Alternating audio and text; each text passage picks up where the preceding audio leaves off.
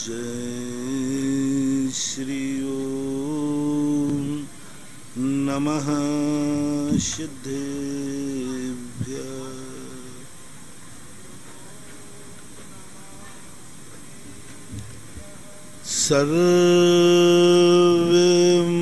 सर्वमंगल मांगल्यम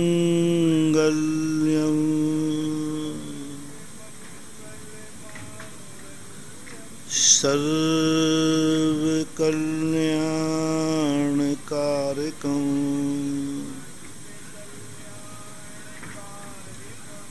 प्रधानं सर्वधर्माणां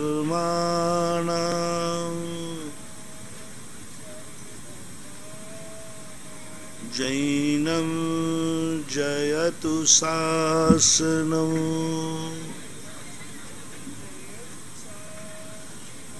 जैनं जयतु शासनम्।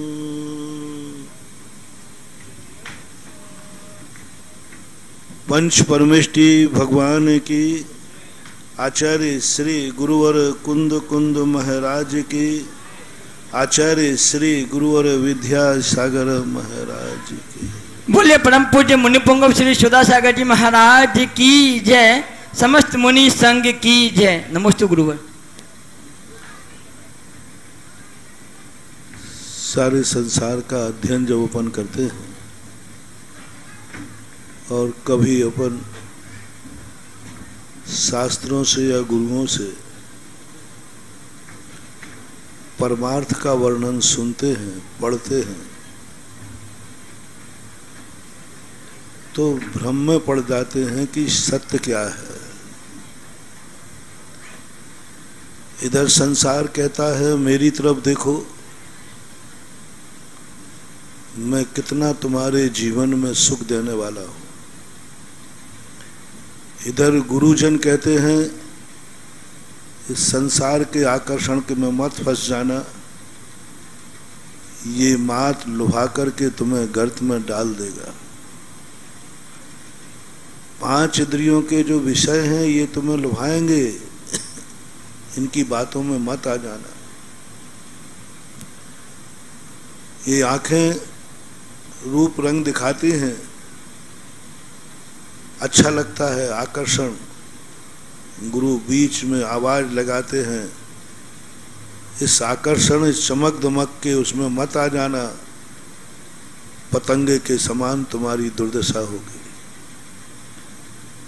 रसना इंद्री का जो विषय है अच्छा लोभित करता है, अच्छा लगता है, गुरु आवाज लगाते इसके उसमें मत फंस जाना, मछली फंसती है तो मरती है।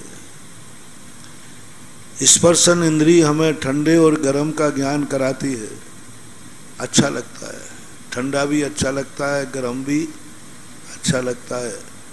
गुरु आवाज देते हैं इस लुभावने में मत फंस जाना, हाथी फंसता है तो अपने आप में गड्ढे में गिर जाता है। सांप इतना बड़ा जहरीला होकर कर्णेंद्री के बस में सपेरी की टोकरी में बंद हो जाता है। घ्राण इंद्री के बस में भौरा फूल में मर जाता है, बंद हो जाता है। तुम्हारे पास 5 इंद्रियां हैं, ये सब तुम्हें आकर्षित करेंगे। अब ये दोनों बातें जब एक साथ सामने दिखती हैं तो 90% लोगों का दिमाग काम नहीं करता कि जो प्रत्यक्ष सुख दिख रहे हैं, इन सुखों को मैं स्वीकार करूं, या गुरु कह रहे हैं कि इनको छोड़ो, मैं शाश्वत सुख की तरफ ले जा रहा हूं। इंद्रिय सुख उस विज्ञान के समान है जो प्रत्यक्ष सुख दिखाता है। बाद के दुखों का पहाड़ टूटे तो कोई मतलब नहीं, और धर्म पहले दुख दिखाता है, बाद में शाश्वत सुख की बात करता है। विज्ञान के जितने आविष्कार हैं सब पहले बहुत सुखदायी, बहुत अच्छे दिखते हैं, बाद में जाकर के वे इतने साइड इफेक्टेड हो जाते हैं कि प्राण ले लेते हैं, जितने विज्ञान के आविष्कार।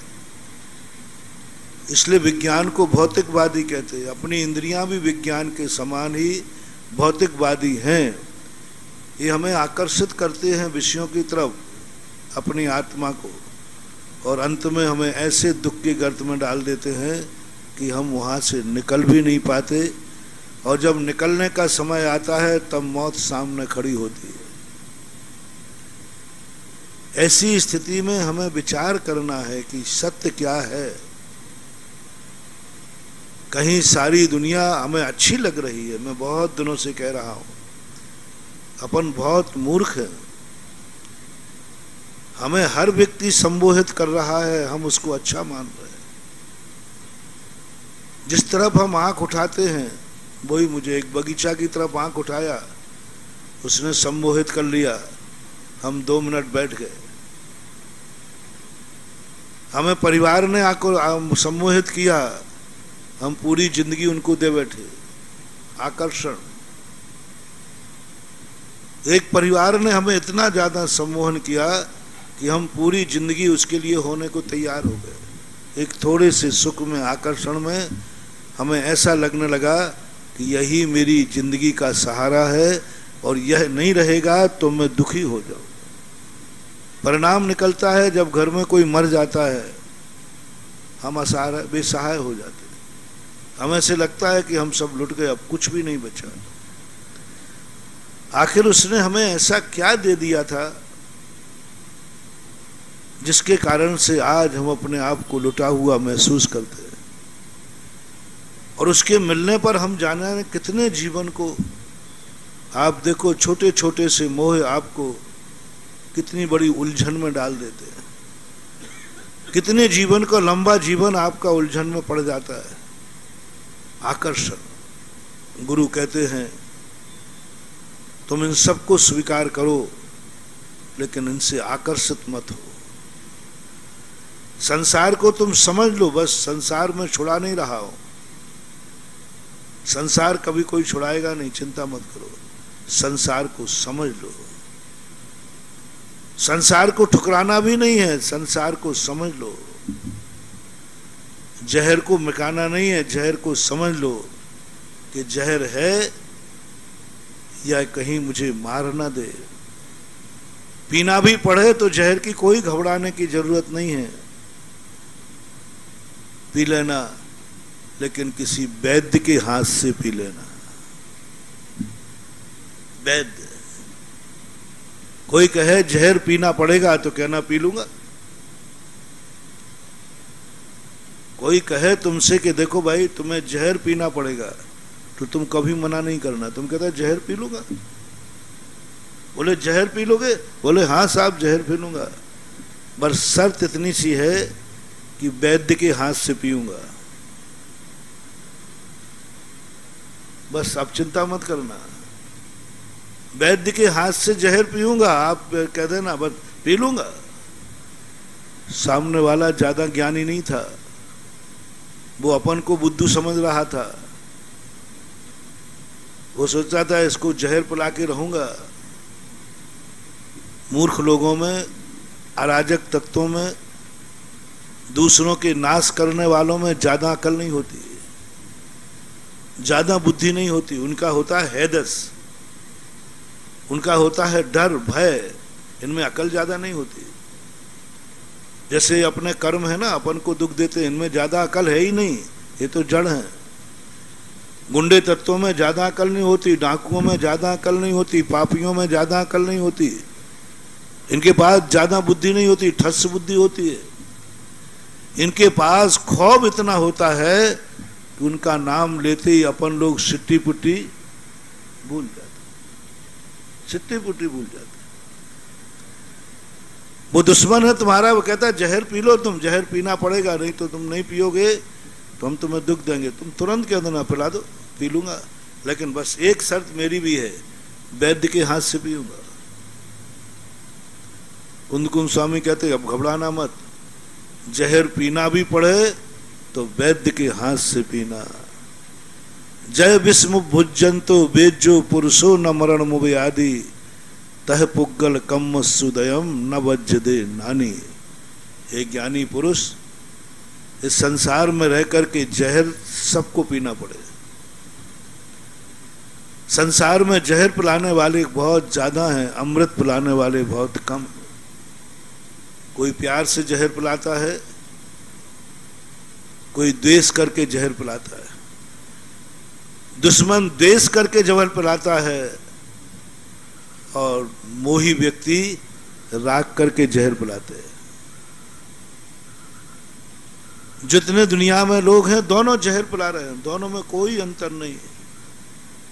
दुश्मन गाली दे के जहर पिलाता है और माँ प्यार करके जहर पिलाती है। जहर पिला, रति भी कसाय है और रति भी कसाय है, सब जहर पिला रहे। फर्क इतना है कि एक ने जहर में मीठा डाल दिया है और एक जहर बिना मीठे का है। तो अपन दुश्मन के जहर को कड़वा मानते हैं और माँ के जहर को मीठा मानते, लेकिन सब जहर है। लेकिन पीना पड़ेगा तुम्हें, संसार में आए हो तो तुम्हें जहर लोग पिलाएंगे। तीर्थंकरों को भी पिलाया, तीर्थंकरों ने भी जहर पिया। बड़े बड़े मुनिराज जो बनने वाले थे तद्भव मोक्षगामियों ने जहर पिया। तीर्थंकर जहर पी गए, पीना पड़ा। संसार में आए हो, पाप करना पड़ेगा, राग द्वेष करना पड़ेगा। तीर्थंकरों को युद्ध पे जाना पड़ा। अब बोलो, तीर्थंकर को युद्ध पे जाना पड़ा। परसों बात कही ना, तीर्थंकर के पिता को दुश्मन से डर के भागना पड़ा। नेमिनाथ भगवान के पिता समुद्र विजय को, तीर्थंकर के पिता 2 कल्याणक मनाए जा चुके और डर के भाग रहे हैं सौरीपुर बटेश्वर छोड़ करके, और समुद्र के बीच में जाके छुपे द्वारका बसा करके। करना पड़ेगा जो संसार है, इसमें क्रोध भी करना पड़ेगा, मान भी करना पड़ेगा, मायाचारी भी करना पड़ेगी, लोभ भी करना पड़ेगा, भय भी आएगा, लोभ भी आएगा, सब करना पड़ेगा। संसार एक काजर की कोठरी है, कैसहु सयानो जाए लीक लागे पर लागे। संसार कीचड़ है, कोई भी आओ, जिसको जन्म लेना है उसको यहाँ की गंदगी स्वीकार करना ही पड़ेगी। तीर्थंकरों का चरित्र पढ़ने के बाद ऐसा लगता है कि संसार ने तीर्थंकरों को नहीं छोड़ा तो अपन किस खेत की मूली है। उनको भी राग द्वेष में लिप्त कर लिया, वे भी डर के भाग रहे हैं, उनको भी चिंता है। तीर्थंकर के बाप को चिंता है कि मुझे और मेरे बेटे को कोई मार ना डाले, दुख ना दे डाले। नारायण द्वारकाधीश को डर है, वे भी द्वारका में जाकर बसे सौरीपुर छोड़ करके। आखिर इतनी बड़ी बड़ी शक्तियां संसार में लिप्त हो गई। आप लोग तो सामान्य जन हैं, तीर्थंकरों को गृहस्थी बसाना पड़ी, जन्म से अवधि ज्ञानी है। आप लोगों को शादी विवाह करते ना, कोई बात नहीं, आप अज्ञानी है ना, गृहस्थ। जब मैंने तीर्थंकरों को देखा तो पहले मैं तीर्थंकरों, जब कोई व्यक्ति ऐसी बातें आती थी तो मैं कहता तीर्थंकर जब आप नहीं बच पाए तो ये लोग क्या बचेंगे। आप तो जन्म से अवधिज्ञानी थे, आप तो तत्व ज्ञानी थे, आपने शादी क्यों की? क्यों की शादी? आप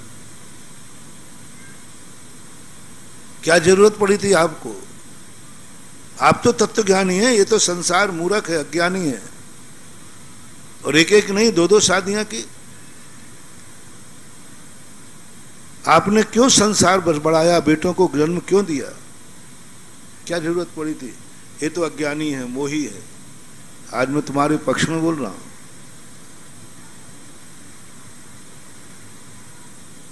तुम तो संसार में बाल बच्चों को पैदा करने में लगे, उनकी देख रेख में।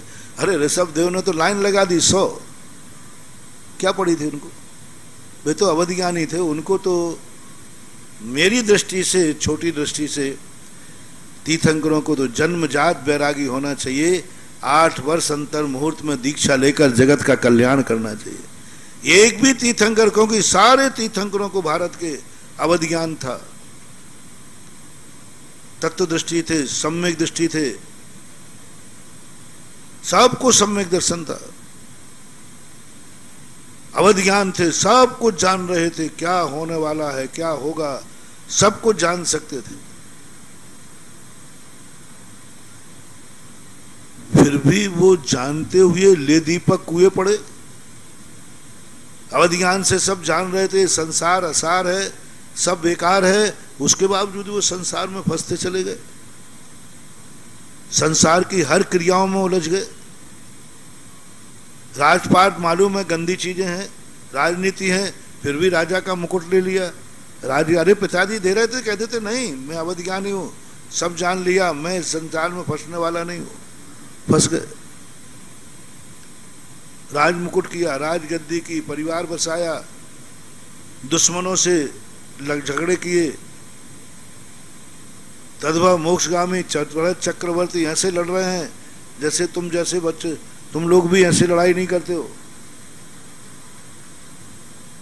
तुम लोग भी अपने भाइयों से ऐसे नहीं झगड़ते जैसे भरत बाहुबली लड़े। तुम तो कम से कम बातों ही से लड़ते हो, कभी एक आध बार हाथ फाथ भी उठा देते हो। उन्होंने तो सुदर्शन चक्र उठा लिया। अच्छा, इतनों में से बताओ, भाई भाई में झगड़ा हुआ हो, बड़े होने के बाद संपत्ति से, गुत्थम गुत्था कब हुआ? एक आध कोई हो, धन दौलत के लिए तुमने कहा आजा भैया तुम भी आजा, मलयुद्ध हुआ हो? शायद बहुत कम, बहुत कम। बातों से लड़ते हो, कोर्ट केस से लड़ लोगे, लेकिन हाथापाई बहुत कम लोगों में होती है। भरत बाहुल तो हाथापाई पे उतरा है,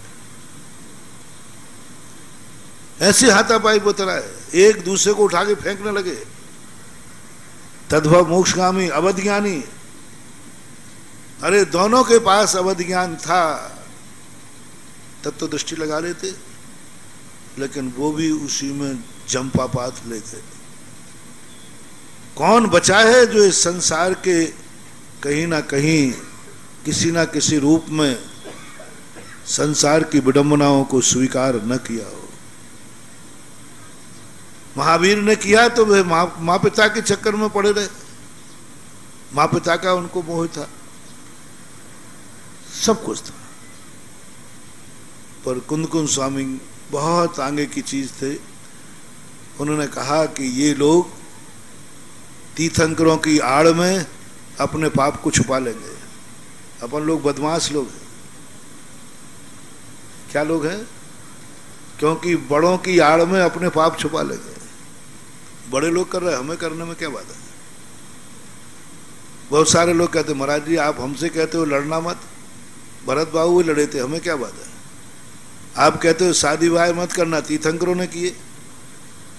आप कहते धन दौलत मत जोड़ो, तीर्थंकर 60,000 वर्ष तक, हजारों वर्षों तक सारे राज्य को इकट्ठा करते फिरे, धन दौलत इकट्ठा करते फिरे, सब व्यापार किया, धंधा किया, खेती की, किसानी की, सब किया। तीर्थंकरों के घरों में सब होता था और तीर्थंकर उसमें इन्वॉल्व रहते थे।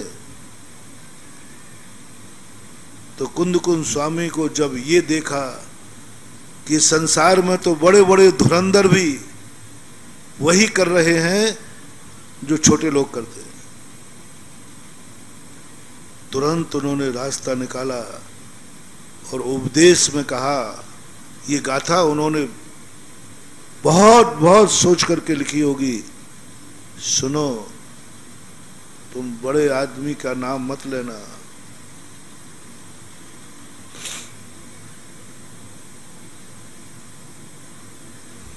तुम तीर्थंकर का नाम लेकर अपने पापों को मत ढांकना, तुम भरत बाहुबली के झगड़े को देखकर तुम मत झगड़ना, उनका झगड़ा वैद्य की दवाई के समान है, तुम मत झगड़ना। कुंद कुंद भगवान कहते, क्यों नहीं झगड़ूं? जब भरत बाहुबली झगड़ा करते हैं धन दौलत के ऊपर, तो मैं भी झगड़ा करूंगा, मैं तो उनसे बहुत छोटा हूं, अवध ज्ञान भी नहीं है। उन कुंद कुंद स्वामी कहते, नहीं, बड़े आदमियों की नकल नहीं करना, बड़े आदमियों की अच्छी बातों की नकल करना, बड़े आदमी में कोई खोट हो तो उसकी नकल मत करना। एक बाप अपने बेटे से यही कहता है, बेटा मेरे में जो बुराई हो ये स्वीकार मत करना, मेरी अच्छाई स्वीकार करना। तुम भी एक नियम ले लो अपने, जब भी तुम्हें बड़े लोग मिले कोई, उनकी बुराई स्वीकार मत करना। बुरे हो सकते हैं, मैं बिल्कुल नहीं कहूँगा कि बड़े लोग बुरे नहीं होते, लेकिन बड़े लोगों की बुराई को अपने जीवन में मत उतारना। नहीं तो तुम ये कह के चलो कि मैं तो बड़ों के पीछे चलता हूँ, बड़े जो करेंगे वो मैं करूँगा, माँ बाप जो करेंगे वो मैं करूँगा। नहीं, ऐसी गलती मत करना, मत करना। तुम खुद निर्णय करना कि अच्छा क्या है, बुरा क्या है। बड़े बुरा कर रहे हैं तो कह देना, तुम्हें बड़े लोग कहें भी, देखो जब मैं कर रहा हूं तो तुम क्यों नहीं कर रहे, तुम कह देना मेरे गुरु ने नियम दिया है बड़ों के अच्छाई का अनुकरण करना, बड़ों की बुराई का अनुकरण नहीं करना। तो फिर मुझे बुराई छुड़ाना चाहते हो, मैं कौन होता हूं छुड़ाने वाला? बड़ों की बुराई छुड़ाने वाला मैं कौन हूं? मेरे हाथ में तो एक ही है, मैं आपकी बुराई नहीं छुड़ा सकता, लेकिन आपकी बुरी बात का अनुकरण भी नहीं कर सकता। इंद्रजीत ने रावण को यही जवाब दिया, विभीषण ने रावण को यही जवाब दिया, कुंभकर्ण ने रावण को यही जवाब दिया। जब रावण ने कहा मैं तुम्हारा बड़ा भाई हूं, मैं तुम्हारा पिता हूं, मैं जो कर रहा हूं आपका कर्तव्य है उसका अनुकरण करना, तो इंद्रजीत ने जवाब दिया, पिताजी नीति है अपने बड़ों से अच्छाई का अनुकरण करना, बुराई का अनुकरण नहीं करना। मैं आपको रोक नहीं सकता हूं, लेकिन आपका साथ भी नहीं दे सकता। मैं रोकने का अधिकार नहीं, मैंने समझा दिया, विभीषण कहता है, क्योंकि मैं बड़ा नहीं हूं, मैं छोटा हूं, मैं आपको रोकने का अधिकार नहीं रखता हूं, लेकिन आपका साथ देने का भी मेरा मन नहीं है। बस हमेशा ध्यान रखना, बड़ों को रोकने का प्रयास मत करना। एक आध बार समझा दिया, वो भी सूचना मात्र, जो कर रहे हैं करने दो, तुम उसका अनुकरण नहीं करना, तुम अपने आप को अलग कर देना। क्योंकि महाराज बड़े लोग छोटे को थप्पड़ मार के रोक सकते हैं, रोकना ही चाहिए। जो बड़ों को, बड़े लोग छोटों को बुराई से नहीं रोकते हैं वे बड़े अपराधी हैं, और छोटे लोग जो बड़ों को रोकते हैं बुराई से, वे छोटे लोगों की जिंदगी खतरे में पड़ जाएगी। आप अपनी जिंदगी में चाहते हो तो बड़ों को कभी बुराई से मत रोकना, नहीं तो तुम्हारी जिंदगी ऐसे खतरे में पड़ेगी कि तुम्हें कोई आंसू पोंछने वाला नहीं मिलेगा, क्योंकि वो बड़ा है। मत सुधारना। विभीषण ने सुधारने का प्रयास किया, लात खाना। दो तीन बातें इस शिक्षा की दे रहा हूं। बड़ों की बुराई का अनुकरण मत करना,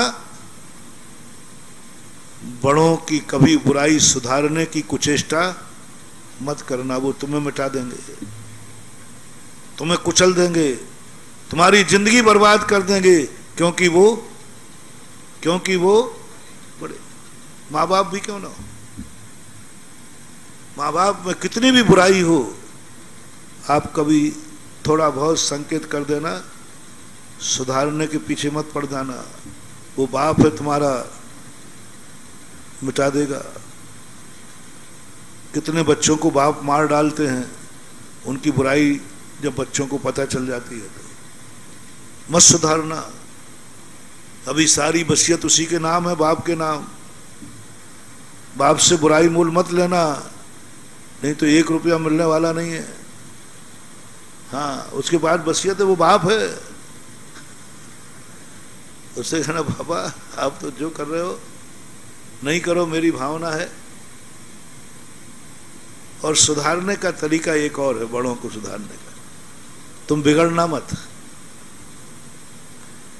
लेकिन तुम नाटक जरूर करना। एक बार एक बाप शराब पीता था, उसके बेटा और पत्नी ने बहुत मना किया, मेरे पास भी लाए, बोले महाराज जी मैं शराब नहीं छोड़ सकूंगा, ये लोग सब मरे तो मर जाएं, कल मरे तो मर जाएं। मैंने एक बेटे से कहा, मैंने कि बेटा बाप की शराब तो छूट जाएगी, एक नाटक करना पड़ेगा। कल से तू बाजार से जब जाए तो 1 बोतल तू अपने लिए खरीद के ले जाना, ओरिजिनल नहीं भरना। बाप से कहना पापा अब तो मैं ओरिजिनल बेटा हूं तुम्हारा ना, अब मैं आपकी कभी शराब नहीं छुड़ाऊंगा। मैं बहुत बड़ी गलती पे था पापा कि आपकी शराब छुड़ाना, बहुत बड़ी गलती थी, और मैंने पापा क्षमा करना, आज से अपन दोनों एक साथ पिएंगे, और बस पी करके जम के नाटक करना। और पी करके बहुत, बाप कहने लगा बेटा तू पिएगा, एक झापड़ मार दिया। बोले पापा झापड़ मारो चाहे कुछ भी करो, मैं ओरिजिनल हूं तो बाप की नकल करूंगा। और उसने पीने करके दिखा दिया। अब उसकी आत्मा हिल गई, पापा मैं तो जो आप करोगे वो मैं करूंगा, बस खत्म बात। पिता श्रीफल लेके आया, महाराज इसको बचाओ। मैंने कही ओरिजिनल बेटा है कि 2 नंबर का? मैं भी गुरु तो मैं ही था उसका, तो मैं भी तैयार के गए। पापा महाराज जी मैंने कि पहले ये बताओ ये तुम्हारा ओरिजिनल बेटा है कि 2 नंबर का? बोले महाराज जी ओरिजिनल बेटा है। तो मैंने कि मैं इतना बड़ा अपराध नहीं कर सकता। ओरिजिनल बेटे का नियम होना चाहिए कि बाप जो करे वो बाप के अनुसार चलना चाहिए। इसलिए मेरा आशीर्वाद है वो बेटा सही कर रहा है। 2 मिनट में पिता ने कहा महाराज जी बस आज के बाद मैं शराब नहीं पीऊंगा। मैंने कि देखूंगा 2-4-8 दिन। महाराज इसको छुड़वा देना पहले। मैंने पहले तुम तो छोड़ो। उस बेटे के कारण से छूट गया। तो कभी ऐसी फैंसी ड्रेस करना पड़े बड़ों को सुधारने के लिए, ओरिजिनल मत पीने लग जाना। हाँ लेकिन फिर भी यदि थक जाओ तो छोड़ दो, समझाना नहीं है। वे समझाएंगे भी नहीं, क्योंकि वे समझदार हैं, क्योंकि वो तुमसे बहुत बड़े। तुम अपने आप को उससे अलग कर लो। तुम मत फंसना उस जंजाल में, तुम मत फंसना उस जंजाल में, क्योंकि बड़े बड़े ही होते हैं। उनमें फंसने की भी ताकत है तो निकलने की भी ताकत है। अब देखना, कुंद कुंद स्वामी की बात कह रहा हूं। तुम्हें इसलिए बचा रहा हूं कि तुम बड़े नहीं हो, तुम्हारे पास वैद्य नहीं है, कोई सम्यक दृष्टि। तीर्थंकर आदि यदि संसार में फंस रहे हैं तो उनकी नकल तुम करके मत संसार में फंस जाना, निश्चिंत मत हो जाना। उनमें निकलने की भी ताकत है। देखो ना, दोनों भाई लड़े, ऐसे लड़े कि आज तक कोई दूसरे भाई नहीं लड़े, लेकिन लड़ने के बाद जो जीता वो मुनि दीक्षा ले ली। इतनी ताकत तुम में है क्या? बस अब बड़ों की नकल करो ना, कि बड़े लड़ रहे तो मैं भी लड़ूंगा। तो उन्होंने लड़ने के बाद, मैं तो कहूंगा यदि आप भरत बाहुबली का अनुकरण करना चाहे तो हर भाई को लड़ने की छूट है मेरी। मैं आशीर्वाद दूंगा जीतने का। किसी भाई भाइयों में झगड़ा टंटा हो तो मेरे पास आ जाओ, मैं एक शांति धारा कराऊंगा, वो जीत जाएगा। भाई भाई का झगड़ा हो तो बिना शांति धारा के जिता दूंगा। चलो आशीर्वाद देकर। दो भाइयों में जिसको संपत्ति को लेकर के झगड़ा टंटा चल रहा हो, विवाद चल रहा हो, एक भाई को ज्यादा मिल रहा हो, एक को कम मिल रहा हो, तो सारे भारत के लोगों को मैं यहां से फरमान जारी करता हूं कि जिन जिन में भाई भाई की संपत्ति का झगड़ा हो, जो कमजोर पड़ रहा हो मेरे पास आ जाओ, मैं उसको जिता दूंगा। जो मकान चाहिए वो दिला दूंगा, जो दुकान चाहिए वो दिला दूंगा, जो संपत्ति चाहिए वो दिला दूंगा,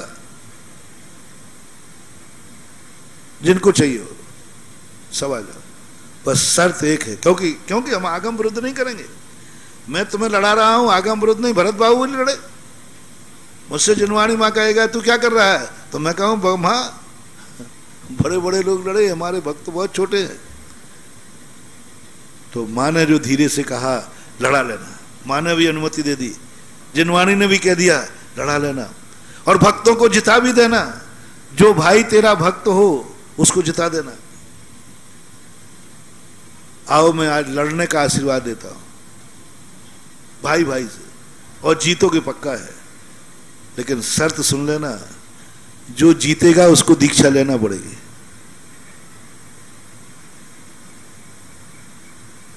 अब ऐसा आशीर्वाद देने में मुझे कहां घाटा है, क्योंकि दोनों में से एक जीतेगा, एक दीक्षा ले लेगा, अब वो खाक दूसरे से किससे लड़ेगा। दोनों काम हो गए। वो तो दीक्षा लेके चला गया, एक मालिक बन गया, झगड़ा खत्म, फिनिश, खलास, सब कुछ खत्म।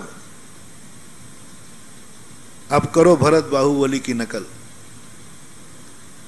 वे लड़ना भी जानते थे तो मिलना भी जानते थे। भरत लड़ा भी तो भरत झुका भी। हम लड़ना तो जानते हैं लेकिन मिलना नहीं जानते।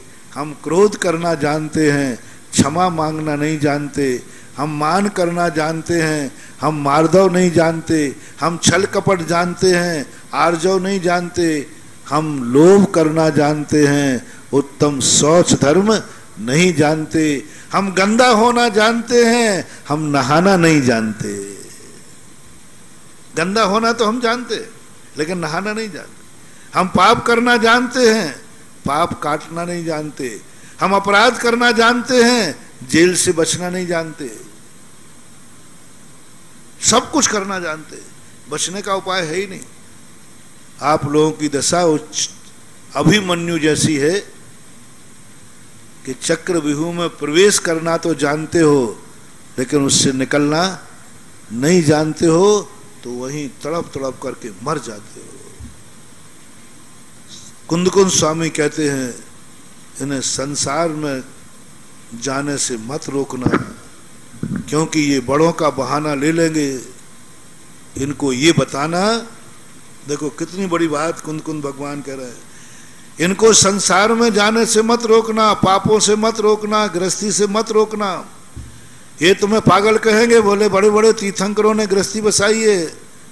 तुम इनको यह एहसास दिलाना, उन्होंने संसार के चक्रव्यूह में प्रवेश करना भी सीखा है और निकलना भी सीखा है, और तुमने प्रवेश करना सीखा है। जितने चक्रवर्ती तीर्थंकरों ने गृहस्थी बसाई, वे गृहस्थी में मरे कि गृहस्थी छोड़कर मरे? बोलो। पहली नकल तो आपने कर ली ना, कौन सी? कि उन्होंने गृहस्थी बसाई, शादी विवाह किया, परिवार किए, बच्चे पैदा किए, सब कुछ किया, वही मैं कर रहा हूं। उपन्यास का पहला पन्ना तो तुमने पढ़ लिया, उसी उपन्यास का आखिरी पन्ना, बस ये भूल हो रही है। हम हर बड़े आदमी का पहला पन्ना पढ़ लेते हैं लेकिन उसका आखिरी पन्ना नहीं पढ़ते कि जितने ये महान आत्माएं हुई हैं, इन्होंने संसार में प्रवेश भी किया लेकिन संसार में मरे नहीं, संसार से निकल करके मरे। भरत बाहुबली ने इतना बड़ा प्रवेश किया लेकिन छोड़ के मरे। तीर्थंकरों ने इतना बड़ा संसार बसाया लेकिन अंत में मौत संसार में नहीं हुई। आपका क्या विचार है? कहाँ मरना है? जन्मना कहाँ है ये नहीं पूछ रहा हूं, जन्मना तो तुम्हारा मम्मी की गोद में है। जीना कहाँ है? घर में जियो, जो तुम करते हो सब करो, पूरी नकल करो तीर्थंकरों की चक्रवर्ती का। जैसा तीर्थंकरों का पहला पन्ना था और उनका जैसा आखिरी पन्ना था वैसा मेरा ही होगा। जाओ, तुम्हें छूट है। आखिरी पन्ने का बता दो तुम कहां मरोगे। अभिमन्यु जैसी दशा तुम्हारी हो जाएगी, क्या करोगे? चिल्ला चिल्ला के मरोगे, तड़प तड़प के मरोगे। ये 8 कर्म तुम्हारी ऐसी दुर्दशा करेंगे कि कोई वहां सुनने वाला भी, अभिमन्यु जब मरा चीख चीख करके मर गया, लेकिन कोई सुनने वाला नहीं था। यही दशा आपकी होने वाली है। कोई नहीं सुनेगा, क्योंकि आपको निकलने का रास्ता मालूम नहीं है। कुंद कुंद भगवान कहते हैं अपने भक्तों को, यदि चक्रव्यूह में, संसार में प्रवेश करने पर रोक न लगा पाओ तो कोई बात नहीं, इनको निकलने का रास्ता जरूर बता देना। पांडवों को दुर्योधन ने एक माया जाल में फंसाया।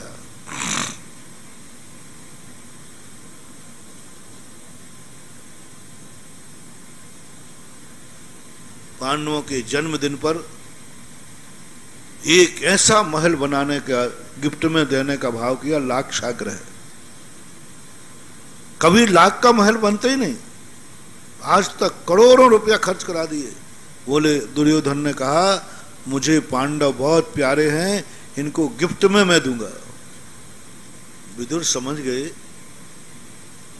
कि लाख का ही क्यों बना रहा है, सोने का बनवा देता, चांदी का बनवा देता, लाख का क्यों बना रहे हैं। वो समझ गए दुर्योधन की नीति, पांडव नहीं समझ पाए। पांडव तो ये समझे कि शायद दुर्योधन मुझे अब चाहने लगा है, क्योंकि मैं अब दुर्योधन का। विदुर समझ गए नीम कभी मीठी नहीं हो सकती। और मिस्त्री से कहते हैं, मिस्त्री मालूम है महल किनके बन रहा है? बोले, हाँ साहब, दुर्योधन युवराज बनवा रहे हैं पांडवों के लिए गिफ्ट देने के लिए। बस धीरे से कह के चले गए, चूहे के बिल के समान बनाना। बस मिस्त्री को कह दिया। अब मिस्त्री का दिमाग ठकरा कि दुर्योधन तो कह रहा है बढ़िया बनाना, और ये कह रहे हैं चूहे के बिल के समान होना, छोटा। और विदुर तो पांडवों के पक्ष में रहते हैं। उसने तुरंत दिमाग लगाया, विदुर कभी नहीं कह सकते कि महल छोटा बनाना, बस चूहे के समान बनाना। चूहे का नियम होता है, जिस बिल से घुसता है उस बिल से निकलता नहीं, उसका निकलने का रास्ता दूसरा होता है। क्योंकि वो जानता है कि मेरे बिल में जाने के बाद कोई इस पे पत्थर ठोकेगा। चूहे का बिल जहां होता हो, आप लोग क्या करते बोलो ना, चूहे को मालूम है कि पत्थर ठुकेंगे मेरे में, इसलिए वो निकलने का रास्ता दूर जाता है। कभी बिल में मरा हुआ चूहा नहीं मिलेगा, वो रास्ता दूसरा करता है। विदुर ने जब कह दिया कि चूहे के समान, तो उसने गुप्त रूप से लाक्षागृह में से एक गुफा बना दी। बोलो, 5 पांडव किसके कारण से बचे? ओ लाक्षागृह में रहने वाले मेरे भक्तों, तुम्हारा मकान कैसा है? यदि आगे दरवाजे से आग लगी तो कहां जाओगे? मकान है ना जिंदगी। तुमने ये सारा संसार जो लाक्षागृह जैसा बना लिया, बहुत सुंदर है, सब तरफ से सुंदर है। मकान भी सुंदर, बच्चे भी सुंदर, पत्नी भी सुंदर, माँ भी सुंदर, धन दौलत सब सुंदर ही सुंदर है। कल के दिन आग लगेगी, निकलोगे कहां से? भागने का रास्ता बनाया है? मौत आएगी दरवाजे पर, किस रास्ते से भागोगे? ये कुंद कुंद स्वामी कहते हैं।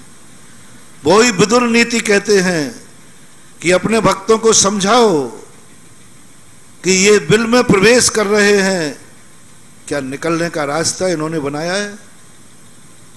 ये संसार में जा रहे हैं, जाने दो।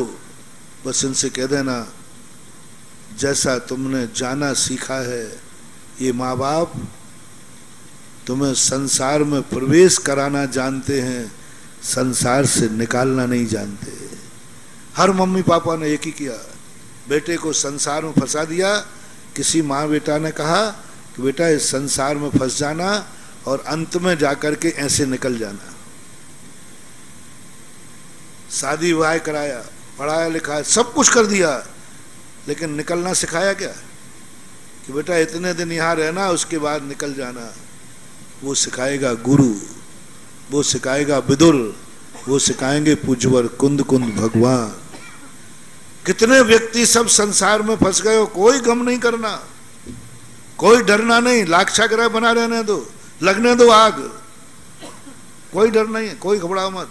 विदुर निश्चिंत हो गए, बोले मिस्त्री से पूछा ठीक, बोले साफ कर दिया। विदुर निश्चिंत है। कुंती से कहते हैं, कुंती भी साथ में ही थी वहीं उनके, लेकिन विदुर के मन में चिंता नहीं थी। उन्होंने कहा कोई चिंता नहीं है, लगने दो ना आग, क्या फर्क पड़ता है। मुझे भी आप लोग निश्चिंत करो मेरे भक्तों, रहो खूब लाक्षागृह में, रहो खूब संसार में, बस इतना बता दो संसार से निकलने का रास्ता पता है कि नहीं है? बस इतना बता दो। क्रोध करने की कला तुम्हें आती है, क्षमा मांगना भी आता है कि नहीं? क्रोध करना तो आ गया, क्रोध तो अपने आप आ जाता है, लेकिन क्षमा जब आएगी तो गुरु के द्वारा ही आएगी। संसार का नागल किया है, इस घर के जेल में तुम गए हो, कोई जमानती वारंट निकला था, कोई जमानत भी ले सकता है क्या? नहीं, निकलोगे कभी के मरने के बाद निकलोगे। बस इतना सा तुम सोच लो, तुम्हें जो करना है एक्सपायर डेट डाल दो उसके ऊपर। जो भी संसार के तुम्हें कार्य करना है करो, गुस्सा करना है करो, परिवार बसाना बसाओ, एक्सपायर डेट क्या है? कब तक? मकान में जाओ, मैं आशीर्वाद दूंगा तुम्हें बहुत बढ़िया मकान का, बढ़िया मकान में रहना आराम से। बस ये बता दो ये मकान तुम नागल कर रहे हो, इसमें से निकलोगे कब? जीते जी के मरने के बाद। जल्दी बोलो, जीते जी निकलो तो मैं आशीर्वाद देता हूं तुम मकान में सदा सुखी रहो, और मरने के बाद निकलो तो फिर मेरे से आशीर्वाद मत लेना। भरत चक्रवर्ती में नियम लिया 84 खंड के मकान में प्रवेश करने से, इस मकान में मैं जा रहा हूं, इस मकान को मैं मरघट नहीं बनाऊंगा कभी, मेरी अर्थी नहीं निकलेगी, जीवित जा रहा हूं और जीवित ही निकल के जाऊंगा। छोड़ दिया, एक्सपायर डेट डाल दी। आज मैं गृहस्थी में प्रवेश कर रहा हूं, इस दिन गृहस्थी छोड़ दूंगा, एक्सपायर डेट। पढ़े लिखे लोग आज कहते हैं ना पढ़ा लिखा विज्ञान है, हर चीज की एक्सपायर डेट होती है।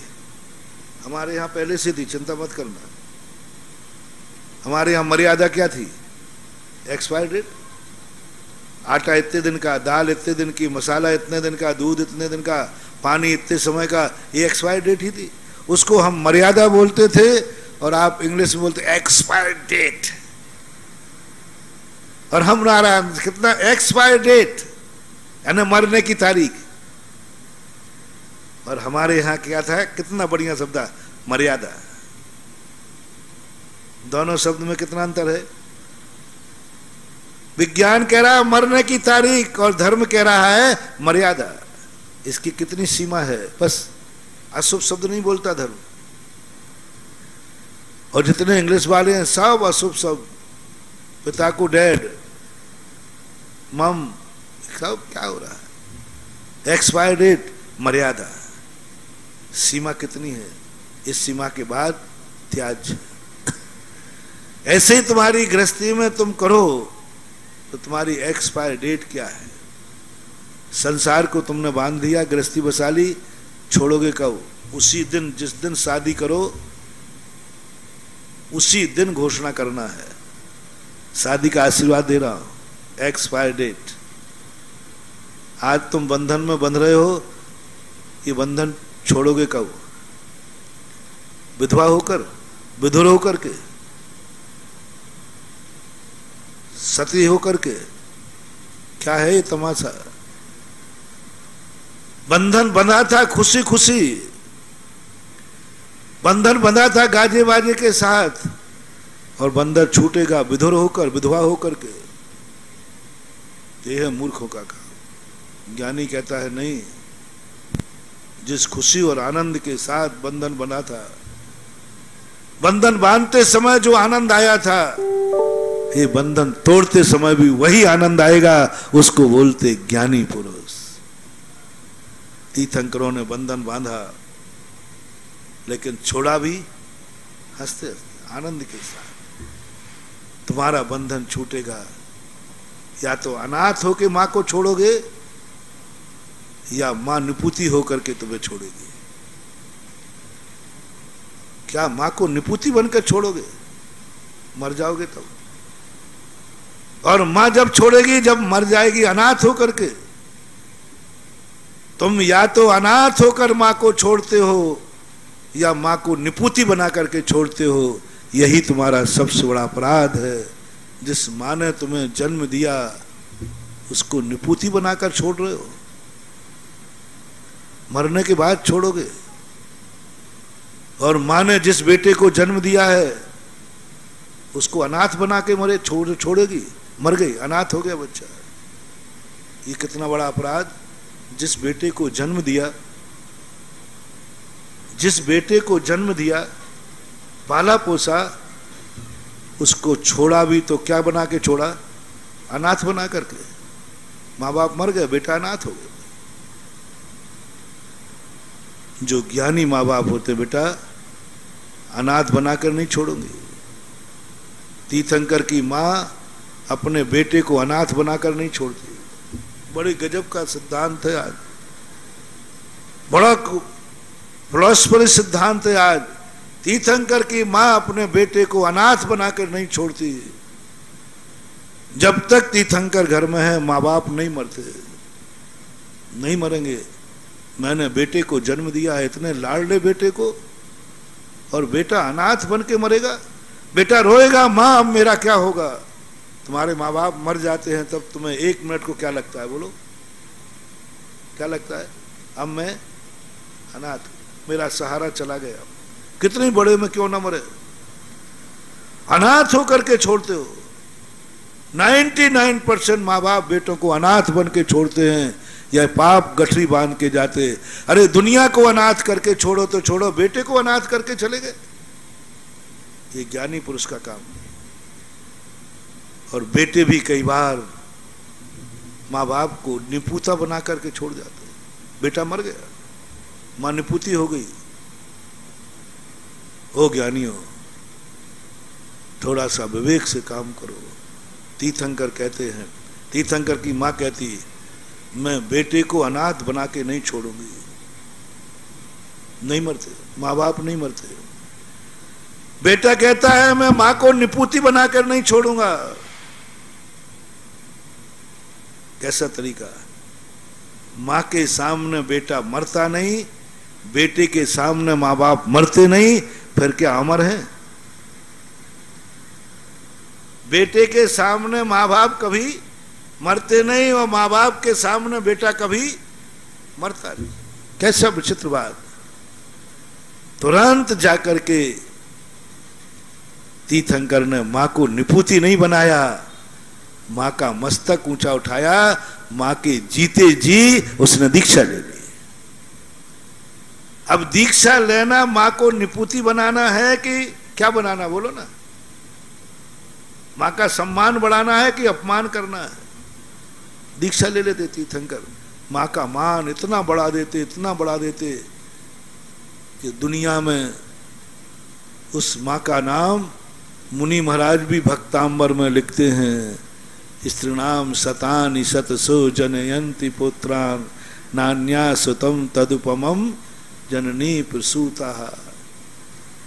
कितना महानुभाव। मेरा माँ बाप और बेटों से कहना है, माँ बाप से कहना है, बेटे को अनाथ बना करके मत मरना।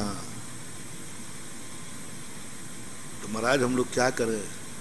मरने के पहले कोई ऐसा पद बन जाना जिससे वो अनाथ नहीं बने। इसलिए पहले के राजा महाराजा बेटे के कंधे पर कभी अर्थी नहीं जाती सम्यक दृष्टि की।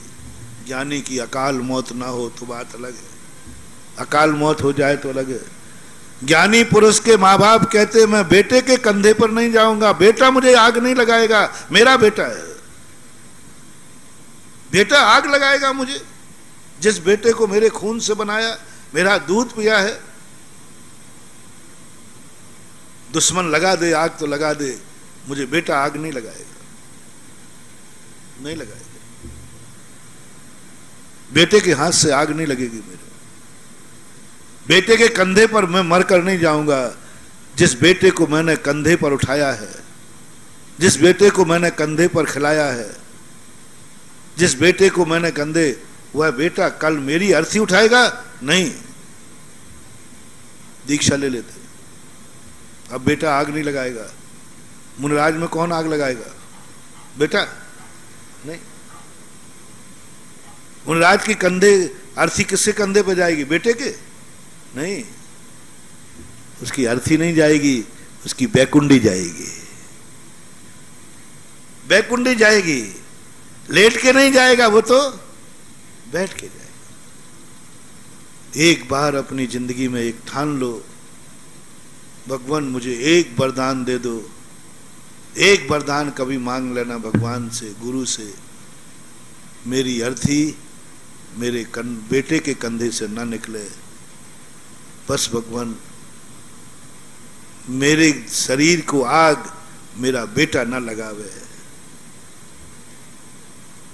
मैं बेटे के हाथ से जलकर नहीं अपनी डेड बॉडी खत्म करना चाहता हूं, नहीं करना चाहता। ये शरीर जो बाप के शरीर को आग लगा रहे हो, इसी शरीर के खून से तुम्हारा शरीर बना है और तुम अपने उपकारी को आग लगा के राख करते हो।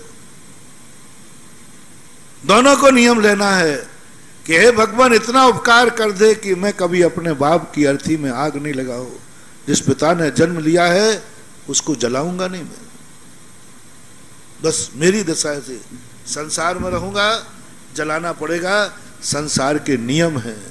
ये पाप करवाता है संसार, बहुत बड़ा पाप करवाता है संसार कि बेटे से आग लगवाता है बाप के शरीर में। ये कोई साधारण पॉलिसी नहीं है, इसको तुम अच्छा समझते हो। ये इतनी गंदी पॉलिसी है, क्यों चलाई फिर महाराज इसको? इसलिए चलाई कि दूसरा आग लगा दे और बेटा क्रोध में आकर आग लगाने वाले पे कोर्ट केस कर दे, किसने मेरे बाप को जला दिया। तो समाज ने कहा कि नहीं, मामला गड़बड़ हो जाएगा। ये आगम में कहीं नहीं लिखा कि बाप बेटे को अर्थी में आग लगावे। ये तो समाज ने कहा अभी दूसरा लगा दिया और बाप बेटा कहे क्या पता जिंदा होता, इसने जल्दी आग लगा दी। क्योंकि मरे मुर्दे को भी बार बार देखने का भाव आता है, कहीं श्वास तो नहीं चल रही। इसलिए समाज ने कहा बेटे से आग लगवाओ, FIR लिखाने वाला ही पहले फंसे। ये बहुत बड़ी पॉलिसी है, लेकिन पाप है। अपने पिता की अर्थी को आग लगा रहा है, उस शरीर को। महानुभाव, ये अपराध मत करना, ये पाप मत करना। अपनी जिंदगी में सारी जिंदगी की साधना लगा दो, तपस्या लगा दो और कह दो भगवान से, भगवान यदि मेरी जिंदगी में मैंने पुण्य किया है, बस मैं अपने बाप की अर्थी को दाग नहीं लगाऊंगा। उसका नाम क्या दिया आग का? दाग। यहां भी दाग बोलते हैं, दाग ही बोलते ना। दाग अच्छा शब्द है कि गंदा शब्द है? दाग लगा रहा है, ये दागी है,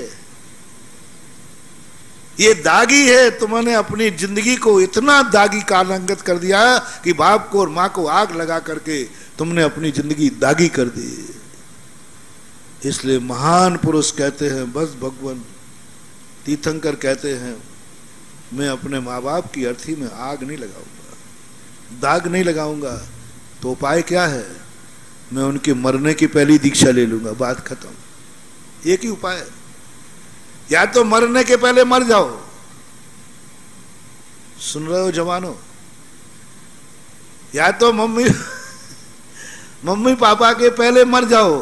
तो मैंने पहले ही कह दिया, कभी माँ बाप को निपुता करके मत मरना।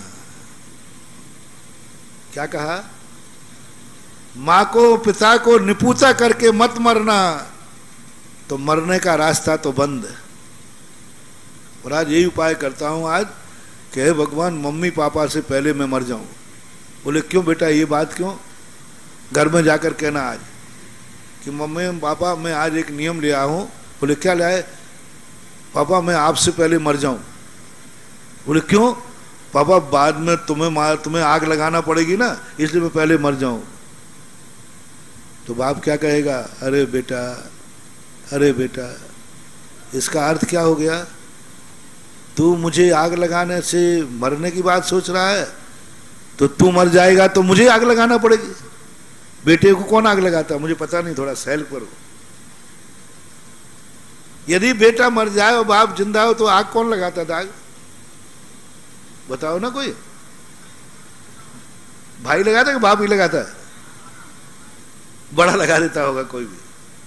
अब ऐसी स्थिति में ये भी मैं बर्दाश्त नहीं करूंगा, तो पापा कहेगा बेटा ये बात है तो मैं तेरे से पहले मरता हूं, नहीं तो मुझे आग लगाना पड़ेगी, मुझे तेरी अर्थी उठाना पड़ेगी और दोनों मर जाओगे। क्यों परेशान हो रहे हो?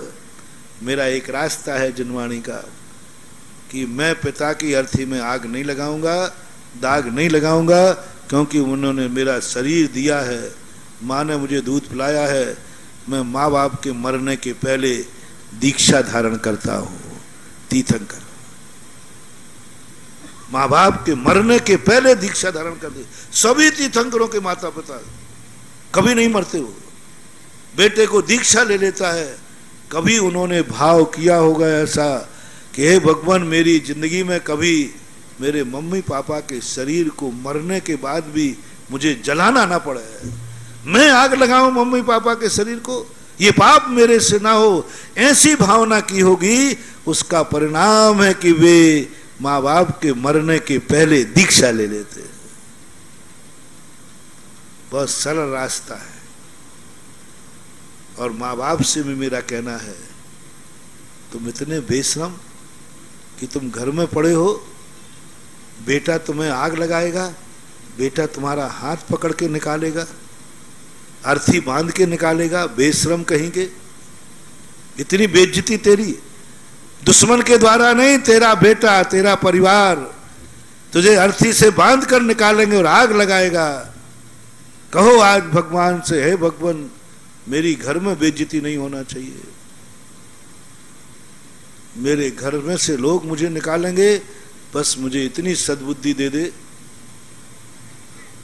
कि घर वाले निकालें उसके पहले ही मैं निकल जाऊं। भाग मत जाना, हाँ, नहीं तो बंबई में होटल में कब बसिद होगे। हाँ, भाग मत जाना। नहीं, भगवान मुझे ऐसी दीक्षा का भाव आ जाए कि बेटा को घर से निकालना नहीं पड़े, मैं निकल करके आ जाऊं और बेटे के हाथ से मैं आग नहीं लगेगी मेरे शरीर में। ये तरीका बहुत बड़ा कुंद भगवान ने और जैनाचार्यों ने दिया। इसलिए पहले के जितने राजा महाराजा थे अकाल में मर जाए वो बात उनके हाथ में नहीं थी, लेकिन नियत समय के पहले ना बेटा माँ को निपुती करता था, ना माँ बाप बेटे को अनाथ करते थे, और दोनों अपनी परंपराओं में जीवित रहते थे। अब निर्णय तुम्हें करना है कि मम्मी पापा को कब छोड़ोगे। अनाथ बना करके वो तुम्हें छोड़ेंगे या उनको निपुती बना करके तुम छोड़ोगे, निपुता बना कर छोड़ोगे। और या फिर तीसरा रास्ता जो तुमने बताया, ना माँ बाप मुझे अनाथ बनाएंगे और ना मैं माँ बाप को निपुती बनाऊंगा, ऐसा सन्यास का मार्ग। 3 मार्गों में से एक चुनना है। माँ बाप को बनाया तो है, माँ बाप मिले तो हैं कि नहीं मिले, जन्म हुआ है तो मिले ही हैं। अब बोलो, माँ बाप चले जाए तुम अनाथ रह जाओ, ये माल ठीक है? कौन कौन अनाथ होना चाहता है? हाथ नहीं उठा रहे। कौन कौन अपने माँ बाप को निपुता बनाना चाहता है? इसमें उठा दो हाथ। वो तो होगा, तुम मत उठाओ हाथ, उससे क्या फर्क पड़ने वाला। तीसरा रास्ता अपना लो तो ये दोनों। यही बात स्त्री पे आ जाओ। आपने दोनों ने विवाह किया है, स्त्री पुरुष ने विवाह किया, मैं नकार नहीं रहा। देखो गड़बड़ मत करना, मैं आज तुम्हारे पक्ष में हूं। बस इतना सा बता दो, प्राण प्रिया को विधवा बना करके छोड़ोगे क्या? छोड़ोगे तो छोड़ना तो है, क्योंकि जो हमने बंधन बांधा है वो एक दिन टूटेगा तो सही। इसको तो अपन चाहे बुरा मानो चाहे अच्छा मानो। महाराज आप ऐसे गंदे शब्द क्यों बोल रहे हो? अरे भैया सत्य थोड़ा कड़वा होता है ना। यदि मैं नहीं बोलूंगा तो क्या आपका संबंध नहीं छूटेगा? जल्दी बोलो, नहीं छूटेगा क्या? छूटेगा। मैं यही कह रहा हूं, जिस स्त्री को तुमने प्राण प्रिय माना, अर्धांगिनी माना, सब कुछ तुम्हारी जिंदगी में जो कुछ तुम्हें मिला, उसको कम से कम एक नियम ले लो, भगवान मैं स्त्री को कभी विधवा बना के छोड़ के ना जाऊं। ये पाप मत करना रे। जिंदगी भर सुख देना, जिंदगी भर शादी करना, सुख देने का उतना पुण्य नहीं है जितना उसको विधवा बना करके छोड़ जाना। अधर्म में छोड़ जाते, विधवा की क्या दशा होती है बोलो? इतना बड़ा पाप तुम करोगे, विधवा बना के छोड़ के चले जाओगे। आपसे भी मेरा कहना है, जो तुम्हारा स्वामी है, तुमने जिसको जिंदगी भर पूजा है, मांग में सिंदूर रखा है, उसको विधुर बनाकर छोड़ोगे तो मर जाओगे, वो विधुर हो जाएगा। या दोनों एक साथ मरो फिर।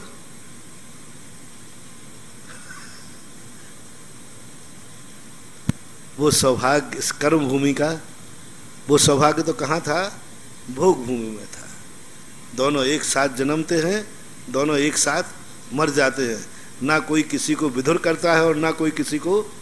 लेकिन आप लोग किस युग में हैं? कल युग में हैं। क्या ये किसी को नसीब हुआ है कि दोनों की मौत एक साथ हुई हो? एक्सीडेंट वगैरह कभी हो गया हो? इनकी संख्या कितनी होगी? नगन। 99% या तो विधुर होकर के स्त्री मर जाती है विधुर करके, या तुम स्त्री को विधवा करके मर जाते हो। इन दोनों से ऊपर उठो। दोनों के लिए उपदेश है। पहले के राजा महाराजा, पहले के लोग पति पत्नी जितने सम्यक दृष्टि होते हैं, ज्ञानी पुरुष होते हैं, 99% वो दोनों संकल्प करते हैं, मैं तुम्हें विधुर नहीं बनाऊंगी, तुम मेरे कारण से विधवा नहीं बनोगी, मैं विधुर बनाने के पहले आर्यिका दीक्षा लूंगी। आर्यिका दीक्षा लेने से तुम क्या बन जाते हो? विधुर है। अरे सारा जगत पूछता है, धन है आपकी पत्नी ने दीक्षा ले ली। और यदि आपका पति दीक्षा ले ले तो क्या दीक्षा लेने के बाद तुम लोग विधवा बन जाती हो? बोलो ना। नहीं, दीक्षा ले ली तो बेचारी विधवा हो गई। अरे सारा जगत पूजा करता है कि धन्य है तेरा पति जो मुनि दीक्षा लेकर के विचरण कर रहा है। नंदा सुनंदा को लोग नमस्कार कर रहे हैं जब ऋषभदेव ने दीक्षा ली। धन्य है आपने ऐसा पति पाया। आज जगत पूज्य मुनि व्रत धारण कर रहा है। दोनों का एक नियम कर लो। इसलिए मैं कहता हूं, दोनों बंधन में बंधे हो, मेरी भावना बुरी नहीं है, मेरी एक ही भावना है, तुम्हारा बंधन विधुर विधवा बन के न टूटे। बस क्या कह रहा हूं? ये भी बुरा है क्या? मैं क्या कह रहा हूं? तुम दोनों के बंधन विधुर विधवा बन के न टूटे। दोनों के बंधन, कोई न विधुर बने न विधवा बने। ऐसा मार्ग अपनाओ जो विधुर और विधवा बनने से बहुत ऊपर हो, बहुत ऊपर हो, और वो है सम्मानीय मार्ग। अब तुम बड़ों की नकल कर रहे हो। बड़ों ने शादी की, तीर्थंकरों ने शादी की, हमें करने का क्या आपत्ति है, लेकिन उन्होंने अपनी पत्नी को विधवा नहीं बनने दिया। एक नकल कर ली, उपन्यास का पहला पन्ना पढ़ लिया कि तीर्थंकरों ने शादी की, मुझे करने में क्या आपत्ति, लेकिन आखिरी पन्ने पर लिखा था तीर्थंकर ने अपनी पत्नी को विधवा नहीं बनने दिया। क्या आखिरी जिंदगी की आखिरी पन्ने पर तुमने भी ये लिखा है? करो नियम, मैं अपनी पत्नी को विधवा नहीं बनने दूंगा। तुम करो, मैं अपने पति को विधुर नहीं बनने दूंगा। चक्रवर्ती की रानियों ने अपने पति को विधुर नहीं बनने दिया। एक नहीं मरी, एक रानी 96,000 गजब, कितने भावों की साधना। 96,000 रानियों में से एक रानी ने भी अपने चक्रवर्ती को विधुर नहीं बनने दिया, विधुर नहीं बनने दिया। और चक्रवर्ती ने किसी रानी को विधवा नहीं बनने दिया, मां को निपुती नहीं बनने दिया, पिता को निपुता नहीं बनने दिया, बच्चों को अनाथ नहीं बनने दिया। तुम पिता हो, कोई बात नहीं, कोई बात नहीं, अपने बच्चों से प्यार करते हो, करो, लेकिन बच्चों को अनाथ बन के मत बनना, अनाथ बना के मत बनना। बच्चों से कहो, बेटा, वो जब मोह में आए, आप दीक्षा ले रहे पापा? बोले, बेटा मैं दीक्षा नहीं ले रहा हूं, मैं तुम्हें अनाथ बन के नहीं मरना चाहता हूं। सारा जगत में जब तुम निकलोगे अनाथ, ये वो दुर्भागे हैं इनका बाप इन्हें छोड़ के चला गया। मैं तुम्हारा बाप हूं, जहां से तुम निकलोगे मैं ऐसे मार्ग पर जा रहा हूं जहां लोग गर्व से कहेंगे ये वो बेटे हैं जिनके पिता मुनि बने हैं, अनाथों के भी नाथ बने हैं। ऐसा कोई कृत्य करो। इसलिए संसार समय आपका हो रहा है, संसार का एक बहुत बड़ा चित्रण। संसार में तुम आए हो तो संसार में फंसोगे तो सही, बस निकलने का रास्ता बोलो। जितने जल्दी निकल पाओ वो मर्जी तुम्हारी। मां बनने के बाद ही निकल जाओ, एक ही रिक्शा उठाओ, एक ही उठाओ। यदि शादी कर ली है तो दूसरी उठा लो, बेटों के उसके पहले निकल। और बेटे भी हो गए हैं तो मैंने सारे रास्ते बता दिए। संसार में उसी को प्रवेश करने का अधिकार है जिसे उस चक्रव्यूह से निकलना आता है। और निकलना नहीं आता हो, निकलना नहीं आता हो तो बोलो, अभिमन्यु ने चक्रव्यूह में प्रवेश करके समझदारी की कि ना समझी? जो आप कह दो वो कर लो, जल्दी बोलो। समझदारी की थी कि ना समझी? ना समझी। क्यों? उसको पहले सोचना चाहिए मुझे निकलना नहीं आता है, जोश में आ गया, अपनी वीरता पर घमंड आ गया, मैं समर्थवान आदमी हूं, प्रवेश कर गया, निकलना आता नहीं, मर गया। तुम्हारी भी दशा बंधु हो, मैं कोई कमजोर नहीं हूं, मैं संसार में प्रवेश करूंगा, मैं कोई कमजोर नहीं हूं, बलजोर हूं। सावधान, प्रवेश करने के पहले निकलने का रास्ता खोज लेना। ये पाप कर रहा हूं, इससे छूटूंगा कैसे? एक बार आचार्य श्री ने कहा था कि जितनी मेहनत तुम पाप को शुरू करने में करते हो, उससे भी कम मेहनत थोड़ा पाप को छोड़ने में कर दो। एक व्यक्ति ने सिगरेट पीना शुरू किया, एक दिन में पी लिया। पहले पीने पर ठसका कितने आए थे, चक्कर कितना आया था। पहले शराब पीने वालों से पूछो क्या हालत होती है।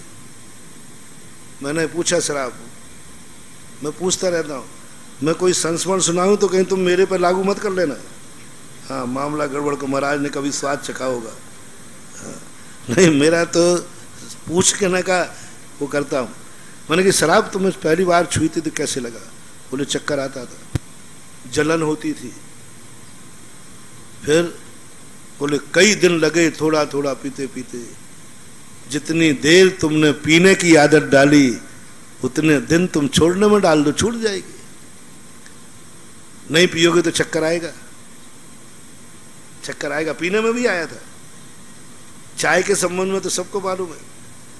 शुरू शुरू में जब चाय चली थी ना अंग्रेजों ने, तो लोग चाय पी लेते तो चक्कर आता था उनको, लेकिन 5 पैसे के लोभ में पीते थे, पड़े रहते थे, चक्कर खाते थे, उनको चक्कर घूमता था।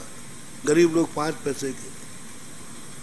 अब जब पीने में तुमने कई दिनों तक चक्कर खाए हैं तो अब छोड़ने में 8 दिन के चक्कर खा लो। 8 दिन चक्कर आएगा, शराब भी छूट जाएगी, बीड़ी भी छूट जाएगी, सब कुछ छूट जाएगा। लेकिन हम पाप करने में तो चक्कर खा लेते हैं, कष्ट उठा लेते हैं, लेकिन पाप को छोड़ने के नाम पर हम कुछ नहीं करते। सावधान, आज के प्रवचन का सारांश, अभिमन्यु बन करके तुम्हारी दुर्दशा होगी। इस संसार में जब तुम्हारा अंत होगा, तुम चीख रहे होगे, चिल्ला रहे होगे, कोई तुम्हारी सुनने वाला नहीं है। क्योंकि जो सुनने वाले हैं वे तो चक्रव्यूह के बाहर खड़े, जो सुनने वाले हैं वे तो बहुत दूर मंदिर में बैठे हैं, तुम घर में मर रहे हो। कम से कम इतना तो कर लो।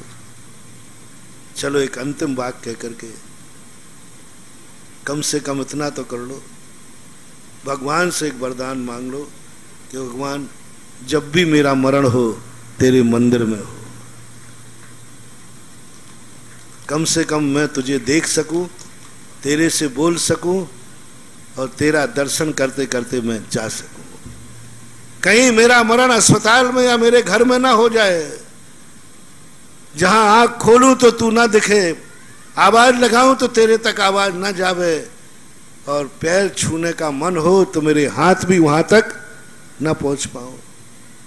कम से कम इतना तो सोचो कि इस घर में मैं मरूं नहीं, मरूं तो मंदिर में मरूं, मरूं तो तीर्थ क्षेत्र पर मरूं, मरूं तो गुरु के सामने मरूं, इस घर में नहीं मरूं, इन घर वालों के बीच में ना मरूं। भगवान मरूं तो तेरी गोद में मरूं, अभिषेक करते हुए मरूं, पूजा करते हुए मरूं, प्रवचन सुनते हुए मरूं, मरूं तो ऐसे स्थान पर मरूं जहां पर जिनको मैंने संसार बनाया है वो मेरे सामने ना हो, मुझे संसार से बचाने वाला सामने हो।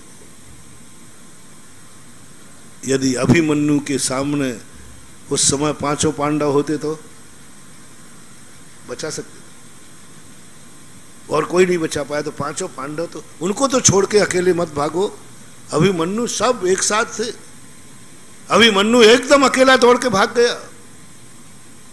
तुम लोग कम से कम इतना करो कि भगवान मरते समय, और तो मैं ज्यादा नहीं कर पाऊंगा, जब मरूं तो तू मेरे सामने हो। गुरु मूले यति निचिते चैत्य सिद्धांत वार्दी सदघोषे मम भवतु जन्म जन्मनि समन्वित मरणम। महावीर भगवान की।